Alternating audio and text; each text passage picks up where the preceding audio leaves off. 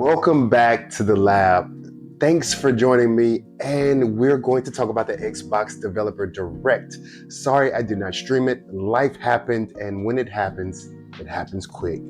Anyway, I did see the Xbox Developer Direct earlier, so I just wanted to bring it to you, and I wanted to talk about some things that I found interesting.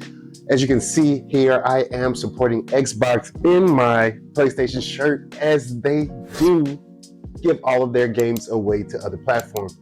I thought I would just be in solidarity with Xbox today, so kudos to me. Now, Xbox started this whole thing off with Forza.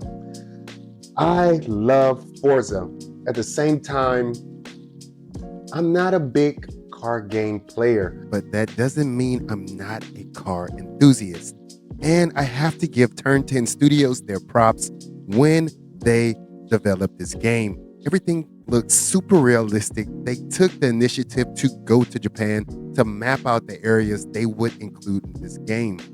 And this is my personal opinion. At times, I feel car games can get repetitive, and I think the perfect thing to do to refresh those car games is to allow a change of scenery.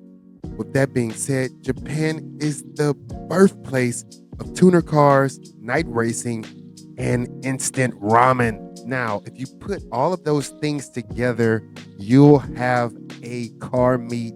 Being that Turn 10 Studios is trying to make Forza the open world car game that everyone can get into, I think the fact that you're able to buy a copy of the cars you see at the car meet is an excellent idea. It makes the game feel so much more immersive. I love the idea of auto drive, being able to sit back and just relax as the car cruises around Japan. You're able to see the sights. I think that was a great add to this game. The last thing I'll say is the scenery. Of course, whenever you're playing this game, one of your main focuses will be the scenery and the ray tracing, the graphics, the fidelity is second to none. This game looks amazing. So if you're going to pick it up, enjoy the streets of Japan and watch out for those pedestrians. Next up was an ARPG called Beast of Reincarnation, and it was developed by Game Freak. Yes, Game Freak. And of course, if you've heard of that name before, it's probably because you've played Pokemon. This is Game Freak's entry into modern gaming.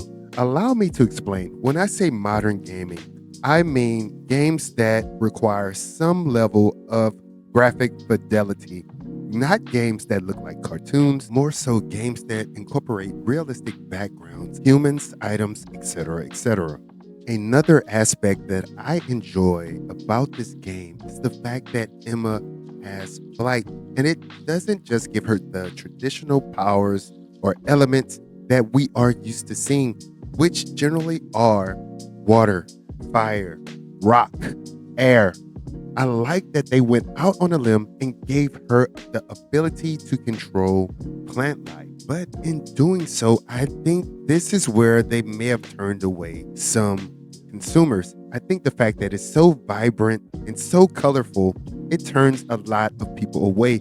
If you pay attention to the average ARPG, they're dull. They don't have that many colors. The only one you can think about that has a ton of colors is Devil May Cry.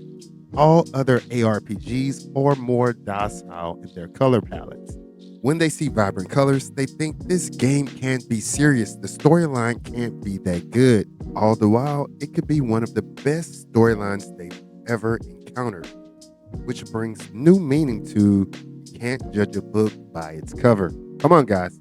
So the other main character, Ku, is a creature that possesses a serious threat to the world. Emma bears the role of sealer tasked with hunting such beings and absorbing their harmful influence into her own body. Somewhere throughout the game, Emma will team up with Ku, and you can see the influence by Game Freak right there.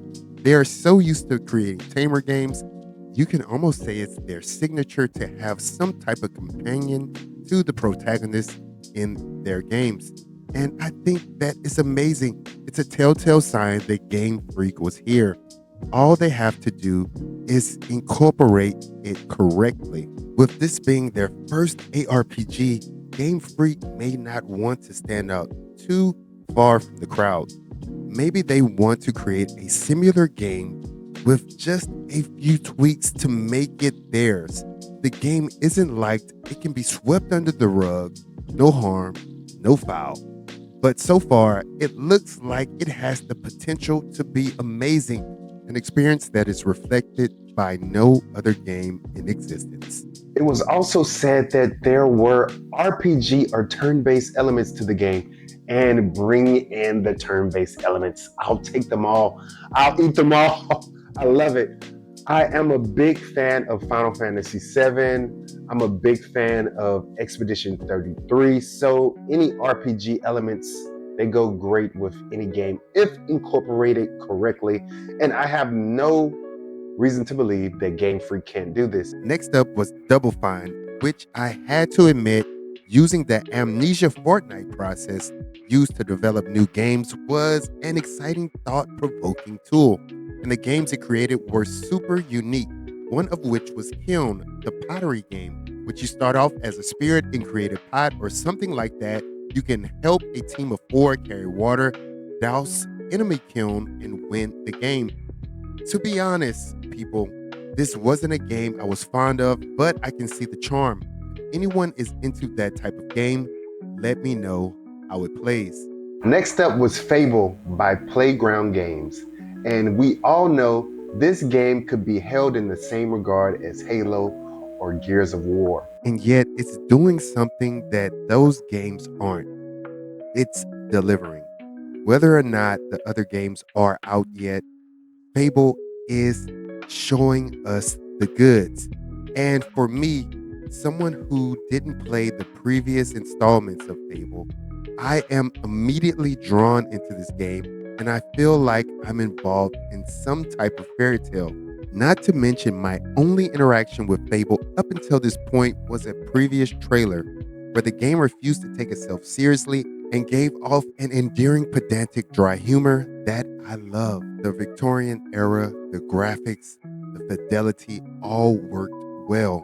And then we have what I love the most was the humor. Man, I cannot wait to kick a chicken. I don't know if that's a prominent feature in the game or it's just something you may happen to do, but I am elated by that. I want to kick a freaking chicken now. Another element that stood out to me was the actual gameplay, the fighting. I thought it looked amazing. You're able to turn enemies into different animals, and again, you can kick the chicken if you happen to turn them into one. Wow. And the sound effects, I just love the sound effects when you're actually hitting someone. I felt immersed. I felt like the game was fluid. It didn't feel like the typical Xbox game that was thrown together. And now, since you're an Xbox fan, you have to play it and you have to hear all of the critics in your ear. This game felt like a joy to play. This game felt like it was going the correct direction and it knew what it was. It was no guessing. There is also an aspect to this game that allows you to evict people for whatever reason you choose. This isn't something that you have to do, something you have to partake in. You can skip this entirely, but it's the simple fact that it's there and it's very intriguing. In my humble opinion that no one asked for, Playground Games has been wasted over the years on Forza. They have created an action RPG for the ages, and we've only seen a little bit so far. But when there is something special about a game, I think it's easy to identify as soon as you see it.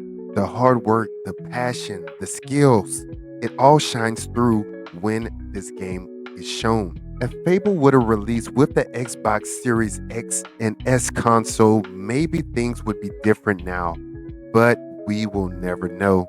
Shout out to Microsoft and Playground Games for getting this one right, and hopefully they will continue this trend into the future. The FABLE reboot launches autumn 2026 on PlayStation 5, Xbox, and PC. Leave a comment below and tell me what letter grade would you give this developer direct, and do you think FABLE could have saved Xbox? Don't forget to like and subscribe and share this video if you got any value from it. And if you didn't, oh well, thanks for watching. But most importantly, keep moving forward and game on.